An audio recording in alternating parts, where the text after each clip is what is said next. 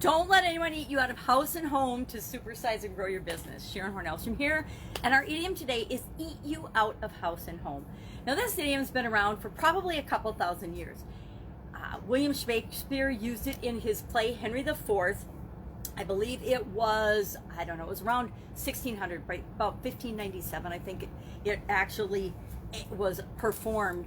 And in, probably the second scene or something, or the part 2, scene 1, act 2, I don't remember how they divided it up, but anyway, there's a landlady, and they call her mistress, and she's complaining about her lodger, Sir John Falstaff, and she calls the police, and she wants the police to haul him away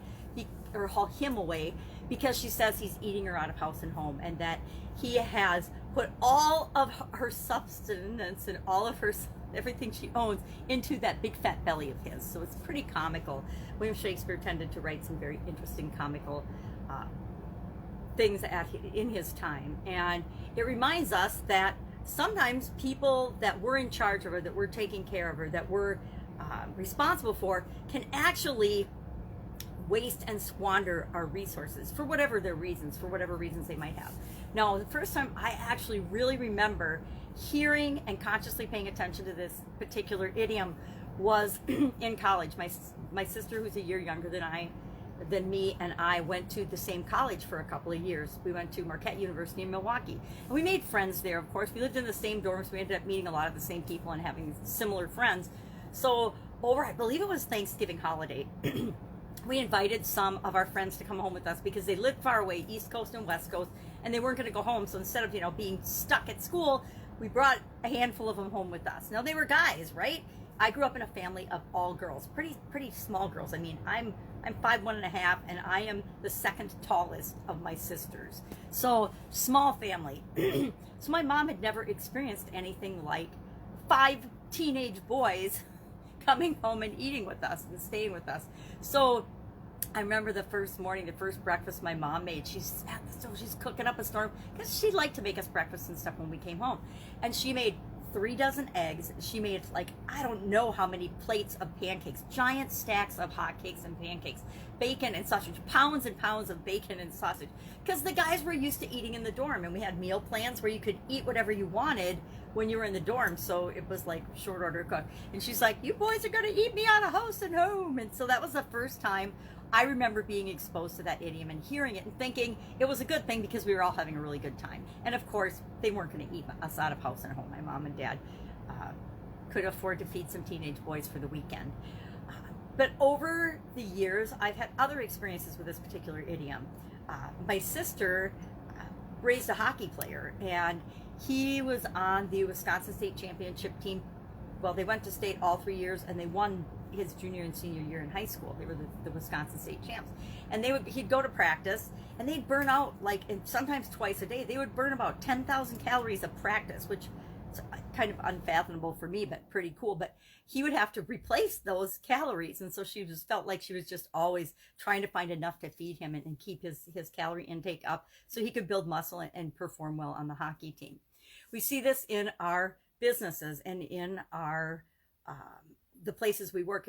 As an employee, I saw it. As a business owner, I definitely have seen this, where certain people will consume or waste resources, right? They might waste time.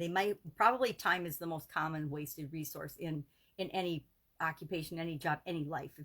I actually did this exercise once. I was working in my business, and I was standing there filling in for somebody that hadn't shown up, and I was thinking about how much time I actually waste doing things that aren't what I want to be doing or should be doing. And it was a really interesting, eye-opening exercise in how much time even I personally waste. It was my business, and I'm like, oh my God, if I waste this much time, I can't pick on other people or be mad because I think that they're wasting time.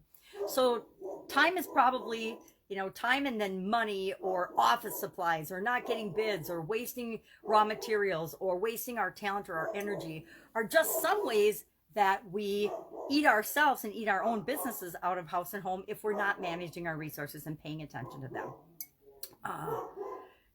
Sometimes we make hires and make decisions and choices that cost us money. We make mistakes. That's part of building a business and being human. But we want to learn from those mistakes so we don't continue to repeat them. I've hired people that weren't a good fit for different organizations, including my own, and ended up having to change those relationships. I've been involved with partners that were, massive resource squanderers because they didn't care. It wasn't their money that was being spent. So they didn't have a sense of ownership or pride in making sure that time and energy and money was well spent to build the business. It was more about building themselves and their egos, not the business. We have to make sure that we're making good investments all the time. Will we make mistakes? Sure, we will. But for the most part, we want to have a process that helps us decide and make decisions. We're talking about that in No Nonsense November today, problem solving and decision making. And that involves, considering resources. Think of, we've all seen examples of this. Think of athletic teams that spend millions or even hundreds of millions of dollars on an athlete that gets injured, within a year or two and ends up not being able to perform or contribute to the team, but they still get paid. Think of actors and actresses that are hired for a huge fee, yet they're so difficult to work with that you wonder if it's worth it. We run into those things on a lesser level in our everyday businesses. And we want to make sure that we're not allowing any person, place, or thing to actually dig away at and eat us out of house and home within our organizations. That's how we make sure that we supersize and grow our business. And as soon as we identify that there's a problem, what do? We go immediately to finding solutions and solving those problems. And there's dozens of different ways you can go about doing that. So I would be curious about your experience with this idiom, eat you out of house and home. Have you ever felt like your kids were going to eat you out of house or home? Have you ever dated anybody that could eat a ton? You're like, oh my God, I can't date this person or marry him because if I do, I'm going to starve and they're going to, we're never going to be able to afford to feed. So I'd be curious about your experience with it. That's it. That's our idiom for today. Go out, have an awesome day. I'll be with you tomorrow with another interesting idiom.